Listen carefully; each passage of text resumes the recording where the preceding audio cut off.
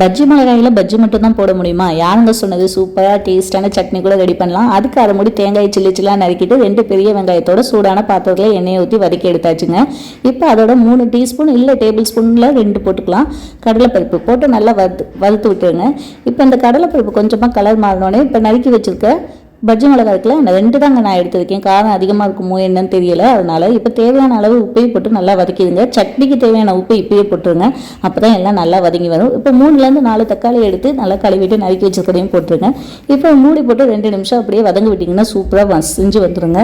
இப்போ ஆற வச்சுட்டு இதை நைஸாக அரைச்சிடுங்க. அதுக்கு ஒரு தாளிப்புக்கு சின்ன கரண்டியில் எண்ணெயை ஊற்றிக்கங்க. கடுகு கருவேப்பிலை போட்டு தாளிச்சிட்டு அதை சட்னியில் எடுத்து ஊற்றிட்டா போதுங்க. சூப்பரான சட்னி ரெடி. பச்சை மிளகா இவ்வளோ பெருசாக இருக்குது, ஆனால் காரம் கம்மியாக இருக்குங்க. குட்டியூண்டு பச்சை மிளகா போட்டால் கூட அவ்வளோ காரமாக இருக்கும். இது அப்படி கிடையாது. சூப்பராக இருந்துச்சு. டேஸ்ட்டு ட்ரை பண்ணி பாருங்கள். வீடியோ ஃபர்ஸ்ட் டைம் பார்த்தீங்கன்னா கண்டிப்பாக சப்ஸ்கிரைப் பண்ணுங்கள். பாய். நெக்ஸ்ட் வீடியோ பார்க்கலாம்.